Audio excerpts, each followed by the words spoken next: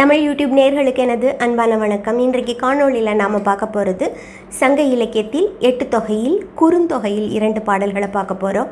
அது குறிஞ்சித்திணை சார்ந்த முதல் பாடலை 69வது பாடலாக இது அமைந்திருக்குது. குறுந்தொகையில் இதை எழுதியவர் கருந்தோட்கர வீரனார் அப்படிங்கிற ஒரு புலவர்.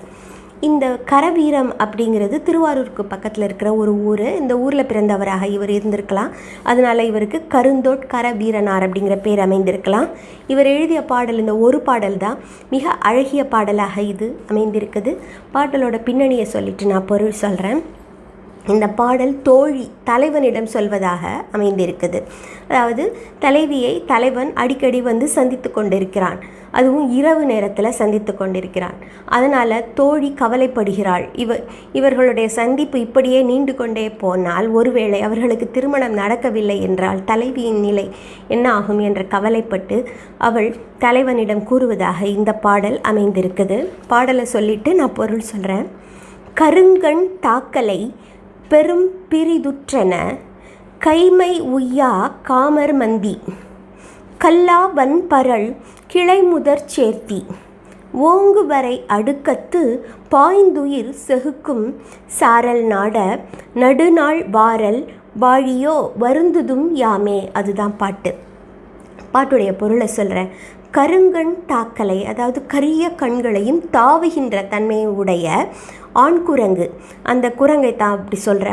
கருங்கண் தாக்கலை பெரும் பிரிதுற்றன, அந்த ஆண் குரங்கானது பெரும் பிரிது அப்படிங்கிறது இங்கே இறப்பை குறிக்குது. இறந்து போய்விட்டது, ஆண் குரங்கு இறந்து போய்விட்டது. அதனால் கைமை உய்யா காமர்மந்தி, தன்னுடைய தலைவனை அதாவது துணையை இழந்த அந்த பெண் குரங்கு மந்தி இருக்கிறது இல்லையா, அது கைமை உய்யா, அதாவது அவனை பிரிந்து கைமையோடு வாழ விரும்பாத அந்த பெண் குரங்கு என்ன செய்கிறதா, அவன் மீது மிகுந்த விருப்பமுடைய, அதாவது தன்னுடைய துணையின் மீது மிகுந்த விருப்பமும் கைமையோடு வாழ விரும்பாத எண்ணமும் உடைய அந்த குரங்கு, பெண் குரங்கு கல்லா வன்பரள் கிளைமுதற் சேர்த்தி, தன்னுடைய குட்டி, அதுவும் கல்லாவன்பரள் அப்படின்னா பயிற்சியே இல்லாத தன்னுடைய குரங்கு குட்டியை தன்னுடைய சுற்றத்திடம் கொடுத்து விடுகிறது. கிளைமுதற் சேர்த்தி, உறவினர்கள் அப்படின்னு சொல்கிற சுற்றத்தார் அவங்கக்கிட்ட கொடுத்து விடுகிறது. ஏன்னா தானும் இறந்து போயிட்டா அது என்ன செய்யுமோ அப்படிங்கிற கவலை. இங்கே குட்டி இருக்குது, அதுக்காக வேண்டியாவது உயிர் வாழணும்னு நினைக்கல. அது தன்னுடைய தாய்மையை காட்டிலும் காதல் வென்று விடுகிறது. சில சமயம் காதலை காட்டிலும் தாய்மை வென்றுவிடும். இங்கே காதல் வென்று விடுகிறது. அதாவது தன்னுடைய துணையை இழந்து வாழ விரும்பாததனால அந்த குட்டியை தன்னுடைய சுற்றத்தார்களிடம் கொடுத்துவிட்டு, அது பயிற்சி இல்லாத குட்டி கொடுத்துவிட்டு ஓங்கு வரை அடுக்கத்து அப்படின்னா உயர்ந்த மலை, அதுவும் பக்க மலையில் அடுக்கத்து பாய்ந்து உயிர் செகுக்கும், பாய்ந்து உயிரை விட்டுடுமா. பக்கத்தில் உள்ள மலைத்தொடர் இருக்குது இல்லையா, அதில் பாய்ந்து உயிரை விட்டு விடுமா அந்த குரங்கு. அப்படிப்பட்ட சாரல் நாட, அப்படிப்பட்ட மலை நாட்டை சேர்ந்த தலைவனே அப்படின்னு சொல்கிறார். நடுநாள் வாரல், நடு இரவில் வராதே அப்படிங்கிறா.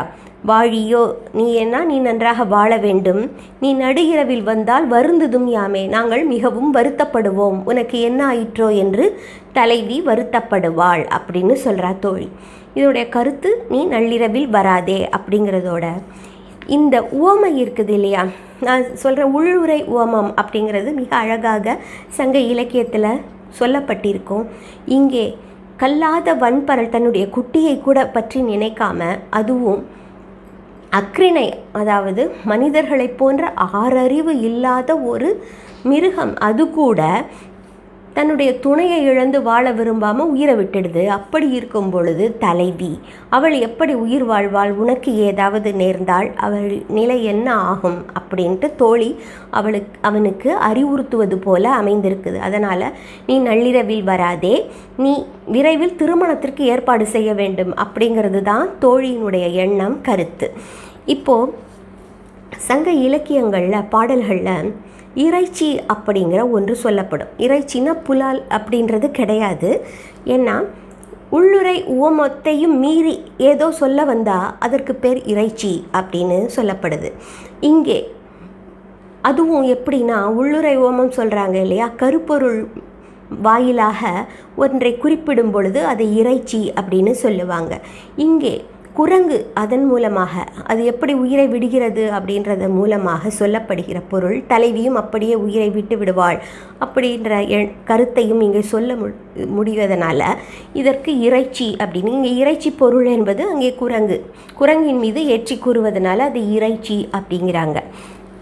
இப்படிப்பட்ட அழகிய பாடல்கள் பல சங்க இலக்கியங்களில் இருக்குது. நாம் அடுத்த பாடலை பார்க்கலாம். இந்த பாடலும் குறிஞ்சி திணை சார்ந்தது தான். 73வது பாடலாக அமைந்திருக்குது. இதை எழுதியவர் பரணர். பரணர் பற்றி சொல்லவே தேவையில்லை, நான் ஏற்கனவே சொல்லியிருக்கிறேன். இவர் பெரும் புலவர், அதுவும் வரலாற்று புலவர் அப்படின்னு சொல்லப்படுவார். ஏன்னா இவருடைய பாடல்களில் ஏதாவது வரலாற்று செய்தியோடு சேர்த்து சொல்லிடுவார். அவர் அன்றைக்கு நிகழ்ந்த காலகட்டத்தில் நிகழ்ந்த சரித்திரத்தை நம்மளால் அறிந்து கொள்ள முடியுது அப்படின்னா பரணருடைய கவிதையும் காரணம். அதனாலேயே இவரை வரலாற்று புலவர் அப்படின்னு சொல்கிறாங்க. இவரும் பெரும் புலவர், பல கவிதைகளை படைத்திருக்கிறார் சங்க இலக்கியத்தில். இந்த பாடலுடைய பின்னணி என்ன அப்படின்னா, தலைவி தலைவன் மீது காதல் கொண்டிருக்கிறாள். அவனை அடிக்கடி சந்தித்து கொண்டிருக்கிறாள். அவள் திருமணத்திற்கு தூண்ட வேண்டும் இல்லையா, அதை செய்யாமல் அவள் தொடர்ந்து சந்தித்து கொண்டிருக்கிறாள். இது தோழிக்கு வருத்தத்தை கொடுக்கிறது. அதனால் நீ அப்படி சந்திக்கக்கூடாது அப்படின்னு சொல்லிட்டு நமக்கு கொஞ்சம் சூழ்ச்சியும் வேண்டும் அப்படின்னு சொல்லுவதாக இந்த பாட்டு அமைந்திருக்குது. அதாவது ஏதாவது நீ சொல்லி கருத்தை சொல்லி திருமணத்துக்கு விரைவுபடுத்த வேண்டும். நீ சந்தித்து கொண்டே இருந்தால் அவன் திருமணத்தை பற்றி சிந்திக்க மாட்டான் அப்படின்னு தோழி சொல்கிறார். அதற்கு ஒரு கதையையும் இதில் சொல்கிறாங்க. அப்பொழுது இருந்த வரலாற்று நிகழ்ச்சி. பாட்டை சொல்லிட்டு நான் சொல்கிறேன். மகிழ்நன் மார்பே வெய்யை யானி அழியல் வாழி தோழி நன்னன் நறுமா கொன்று நாட்டிற்போக்கிய ஒன்று மொழி கோசர் போல வன்கட் சூழ்ச்சியும் வேண்டுமாற் சிறிதே. மகிழ்நன் மார்பே வெய்யை யானி அப்படின்னா, மகிழ்நன் அப்படிங்கிறது இங்கே தலைவனை குறிக்குது. அதாவது இங்கே குறிஞ்சி நில தலைவன், அவனுடைய மார்பையை நீ எப்பொழுதும் விரும்பி இருக்கின்றாய் அப்படின்னு தலைவியை பார்த்து தோழி சொல்கிறார். அழியல் வாழி, நீ வருத்தப்படாதே அப்படின்னு சொல்லிட்டு, ஏன்னா வருத்தப்படுகிறாள் என்றால் அவனை தொடர்ந்து சந்திக்க வேண்டும். அவனை சந்திக்க முடியாமல் போனால் வருத்தப்படுகிறாள். விரைவில் திருமணம் நடக்கவில்லை, அதற்காகவும் வருத்தப்படுகிறாள். அதனால் நீ வருந்தாதே தோழி அப்படின்னு சொல்லிட்டு என்ன சொல்கிறா, நன்னன் நறுமா கொன்று நாட்டிற்போக்கிய அப்படின்றது. இங்கே நன்னன் என்ற ஒரு மன்னனுடைய கதை. அந்த நன்னன்கிறவன் பெண் கொலை புரிந்த மன்னன் அப்படின்னு எல்லோராலும் இகழப்படுகின்ற ஒரு மன்னன். நன்னன் என்ற பெயரில் பல மன்னர்கள் இருக்கிறாங்க, நல்ல மன்னர்களும் இருக்கிறாங்க. ஆனால் இங்கே குறிப்பிடப்பட்டவன் கொடியவன். அவன் ஒரு மாங்கனியை, அதாவது அவன் காவல் மாமரத்திலிருந்து ஒரு கனி கீழே உதிர்ந்து விட்டது, ஆற்றிலே விழுந்து விட்டது. அதை அறியாமல் ஒரு பெண் உண்டு விட்டாள். உடனே காவல் வீரன் பின்னாலேயே தொடர்ந்து அவளை சிறைப்பிடிக்கிறான். காவல் மரத்து கனியை சாப்பிடுவது மிகப்பெரிய குற்றம்தான். அதனால் அவளுக்கு மரண தண்டனை விதிக்கப்படுது. ஆனால் அறியாமல் செய்த பிழை அப்படிங்கிறது, அதுவும் அந்த பெண் கோசர் குலத்து தலைவனுடைய மகள். அவன் அவளுடைய எடைக்கு எடை தங்கம் தருகிறேன் அப்படின்னும் பல படை வீரர்களை குதிரைகளை எல்லாம் தருகிறேன் என்று கெஞ்சி கேட்டும் கூட அந்த மன்னன் கடின நெஞ்சத்தோடு அதை மறுத்துவிட்டு மரண தண்டனையை நிறைவேற்றுகிறான். அதனால் எல்லோரும் அந்த மன்னனை வெறுக்கிறார்கள், பெண் கொலை புரிந்த மன்னன் அப்படின்ட்டு. இதனால் பின்னால் கோசர்களுடைய பகையை சம்பாதிக்கிறான். அவன் இறுதியில் அழிந்து போகிறான், கோசர்களாலேயே அழிந்து போகிறான்.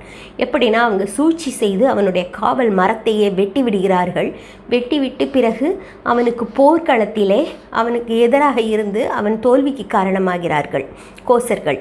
அதைத்தான் இங்கே நறுமா கொன்று நாட்டிற்போக்கிய, அவர்கள் காவல் மரத்தை வெட்டிய ஒன்று மொழி கோசர் போல. இங்கே ஒன்று மொழி அப்படின்னு சொல்கிறது வஞ்சினத்தை குறிக்குது. சூளுரை செய்து அவர்கள் எல்லோரும் ஒற்றுமையாக சூளுரை செய்து அந்த கோசர்களைப் போல வன்கட் சூழ்ச்சியும் வேண்டும், சிறிது சூழ்ச்சியும் தந்திரமும் வேண்டும் அப்படிங்கிறார். சிறிது கொஞ்சமாவது அந்த தந்திரம் வாழ்க்கையிலையும் வேண்டும் அப்படின்னு தோழி சொல்கிறாள். ஏன்னா அப்படி தந்திரம் இல்லை என்றால் அவனிடம் திருமணத்தை விரைவுபடுத்துகிற செயலை செய்ய முடியாது என்பது போல இந்த தோழி தலைவியிடம் உரைக்கிறாள். இவ்வாறு இந்த பாடல் அமைந்திருக்கிறது. இன்றைக்கு நாம் குறுந்தொகையில் 2 அழகிய பாடல்களை பார்த்தோம். நாம் மேலும் தமிழோடு பயணம் செய்யலாம். வணக்கம். நன்றி. ராஜி.